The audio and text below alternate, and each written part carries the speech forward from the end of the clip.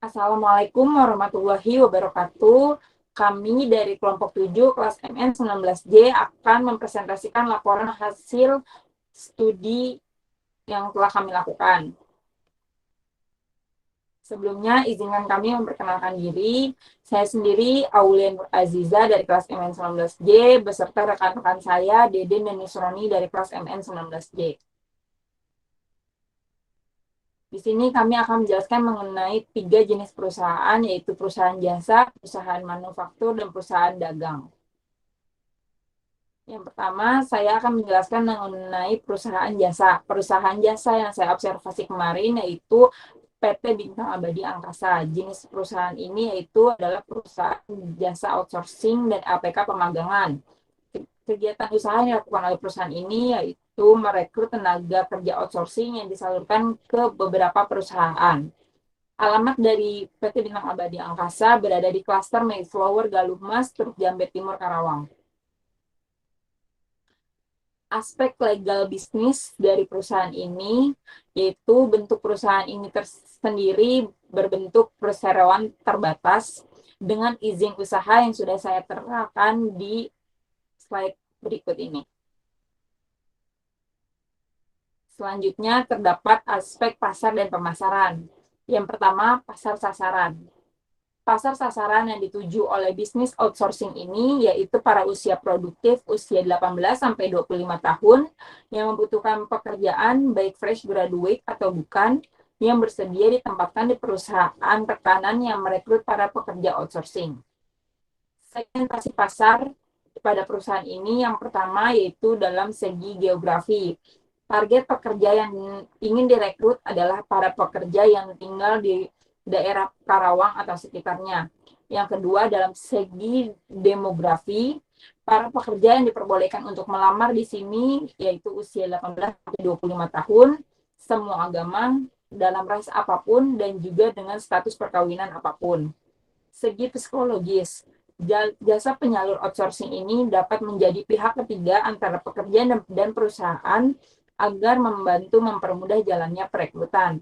Dan yang terakhir, dalam segi perilaku, sesuai dengan perkembangan zaman, PT Bintang akan terus mengikuti perkembangan agar dapat melakukan inovasi yang menyesuaikan kebutuhan perusahaan rekanan. Selanjutnya, merupakan strategi bauran. Dalam strategi bauran yang dilakukan oleh PT Bintang Abadi Angkasa, dalam produknya PT Bintang Abadi Angkasa menyediakan beberapa jenis pekerjaan yang dapat diminati oleh para pencari kerja, yaitu dalam bidang outsourcing, office boy atau office girl, security, dan lain-lain, yang bertujuan untuk mempermudah suatu perusahaan untuk mendapatkan pekerja tanpa harus mengadakan perekrutan secara langsung, dan menjadi jembatan bagi para tenaga kerja untuk mendapatkan pekerjaan. Nomor 2 yaitu ada lokasi. Lokasi PT Bintang Abadi Angkasa memilih lokasi di pusat kota agar mudah dijangkau oleh para pencari kerja dan juga agar para pencari kerja yang menggunakan angkutan umum dapat mengakses dengan mudah. Promosi yang dilakukan oleh PT Bintang Abadi Angkasa yaitu yang pertama melalui media sosial Facebook dan WhatsApp, yang kedua melalui informasi dari perusahaan yang bersangkutan, dan yang terakhir informasi dari mulut ke mulut. Selanjutnya adalah aspek teknis dan keuangan. Yang pertama, kebutuhan teknis. Kebutuhan teknis di sini dalam PT Bintang Abadi Angkasa sendiri, balik lagi, adalah suatu perusahaan jasa yang dimana tidak melakukan produksi, sehingga dalam aspek kebutuhan teknis dan kebutuhan modal tersebut PT Bintang Abadi Angkasa tidak memberi saya informasi lebih lanjut akan hal tersebut. Sekian dari saya, selanjutnya akan dilanjutkan oleh Saudara Deden mengenai perusahaan manufaktur.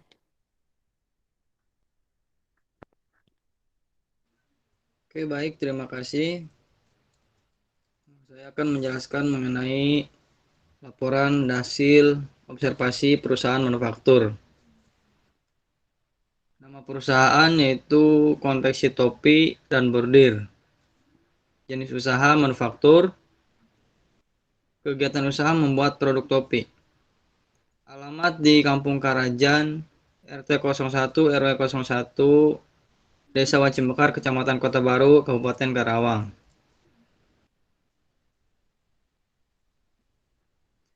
Aspek legal bisnis. Konveksi topi dan bordir ini merupakan jenis usaha manufaktur. Tetapi untuk perizinan dan pemilik dan lain-lain, pemilik mengaku belum memilikinya karena usaha yang masih berkembang dan juga keterbatasan pengetahuan akan aspek legal bisnis.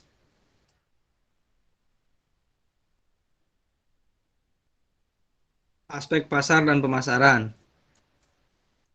Yang pertama itu pasar sasaran. Pasar sasaran yang dituju oleh bisnis konveksi ini adalah perusahaan-perusahaan yang membutuhkan seragam kerja yang seragam untuk karyawannya. Salah satunya topi. Kemudian ada partai-partai politik yang membutuhkan topi untuk kampanye. Terus penjualan topi grosir dan eceran. Dan semua kalangan dari usia balita sampai orang tua. Kemudian ada segmentasi pasar. Yang pertama itu ada segi geografi. Target konsumen yang diraih adalah perusahaan dan pedagang grosiran yang membutuhkan topi dalam skala besar. Untuk daerah sekitar Jawa Barat, khususnya kota industri yaitu Karawang. Kedua ada segi demografi. Produk konveksi topi ini dapat dibeli oleh semua gender usia, balita sampai orang tua. Semua agama, semua profesi, semua ras, kelas menengah maupun atas. Segi psikologis, konveksi topi dan bordir ini membuat produk yang disesuaikan dengan kebutuhan dan keinginan konsumen dengan motif yang dipesan. Kemudian ada segi perilaku. Sesuai dengan perilaku masyarakat yang akan terus-menerus berubah mengikuti zaman, konveksi ini akan terus melakukan inovasi-inovasi produk menyesuaikan dengan kegunaan dan motif konsumen yang akan terus berubah-ubah. Selanjutnya, strategi bauran pemasaran. Yang pertama itu produk. Konveksi ini menyediakan berbagai macam jenis dan motif topi sesuai keinginan konsumen yang terbuat dari bahan dasar yaitu kain. Kemudian ada lokasi. Konveksi ini memilih melakukan penjualan di tempat produksi sehingga konsumen bisa langsung memesan ke tempat produksi dan siap kirim ke konsumen di dalam kota maupun luar kota. Harga. Penetapan harga disesuaikan berdasarkan jenis kain, model motif, dan jumlah pesanan yang dipesan oleh konsumen. Harga yang ditawarkan berkisar antara 15.000 sampai 50.000 per pieces, sesuai jenis kain dan model yang diinginkan. Kemudian ada promosi. Untuk menarik minat konsumen, konveksi ini melakukan beberapa promosi, yaitu yang pertama promosi penjualan. Memberikan potongan harga jika konsumen membeli topi dalam jumlah besar atau partai. Yang kedua, berdasarkan promosi dari mulut ke mulut. Lanjut. Kemudian ada aspek teknis dan produk dan keuangan. Cakupan produksi. Untuk mendapatkan kualitas produk topi yang bagus, maka pemilihan jenis kain menjadi salah satu hal yang utama. Salah satu jenis kain yang kualitasnya sudah tidak diragukan lagi yaitu kain laken, kain drill, kain rapel, kain kanvas, dan kain lain-lainnya. Kebutuhan teknis. Yang pertama ada lokasi. Lokasi yang digunakan untuk memproduksi topi ini dilakukan di rumah sendiri, di mana sebagian area rumah dibuat menjadi tempat produksi. Adapun alamatnya berada di Kampung Karajan, RT 01, RW 01, Desa Wacimekar, Kecamatan Kota Baru, Kabupaten Karawang. Adapun peralatan produksi yaitu mesin cutting kain, mesin jahit 1 dan 2 jarum, mesin bordir, mesin press, mesin kancing, dan lain-lain. Untuk siklus produksinya, pemilik melakukan pembelian bahan, melakukan produksi, kemudian melakukan penjualan produk. Berdasarkan hasil observasi, untuk kebutuhan modal, pemilik mengaku membutuhkan modal sebesar 600 juta. Untuk aspek keuangan, dari hasil perhitungan beberapa alat ukur yang diukur, yang pertama itu ada alat ukur payback period. Dalam perhitungan keterangannya baik. Yang kedua ada average of return atau ARR, perhitungannya juga baik. Yang ketiga ada net present value NFP, perhitungan juga baik. Dan juga ada profitability index, juga perhitungannya baik. Mungkin cukup sekian dari saya. Sekian, terima kasih. Selanjutnya akan dilanjut oleh Mas Yusroni.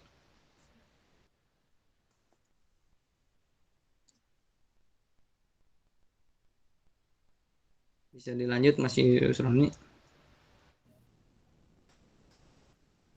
Baik, terima kasih. Saya akan menjelaskan hasil observasi saya pada toko Putra Kembar, di mana nama perusahaannya adalah Toko Putra Kembar, jenis usahanya adalah perusahaan dagang, kemudian kegiatan usahanya jual beli sembako dan kebutuhan rumah tangga. Adapun alamatnya di Desa Pasir Kemuning, Kecamatan Telagasari, Kabupaten Karawang.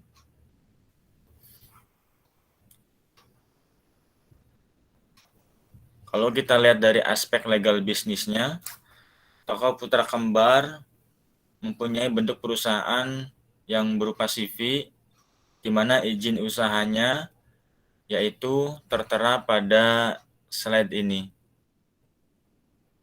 Kemudian dari sisi strategi dari aspek pasar dan pemasaran, terdapat ada 2, yaitu segmentasi pasar dan strategi bauran pemasaran.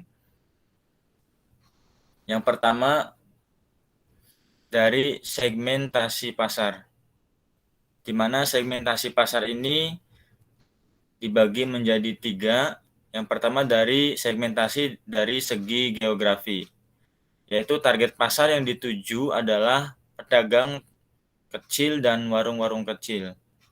Kemudian dari segi demografi, Toko Putra Kembar, barang-barang yang dijual oleh Toko Putra Kembar dapat dibeli oleh semua kalangan, tidak terpaut umur, baik itu anak-anak maupun orang tua.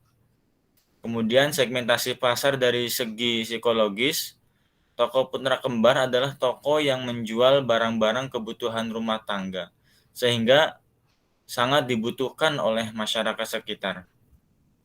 Adapun dari strategi bauran pemasaran terdapat 4, yaitu produk, lokasi, harga, dan promosi. Dari sisi produk, dari hasil wawancara dengan para narasumber di Toko Putra Kembar, bahwa Toko Putra Kembar menjual barang sembako dan berbagai macam kebutuhan rumah tangga yang dikirim langsung oleh distributor, sehingga barang-barang tersebut dijamin keasliannya. Adapun untuk kualitasnya, Toko Putra Kembar menggunakan sistem FIFO untuk penyajian produknya, sehingga barang yang dijual tidak ada yang melebihi batas kedaluarsa. Kemudian dari sisi lokasi,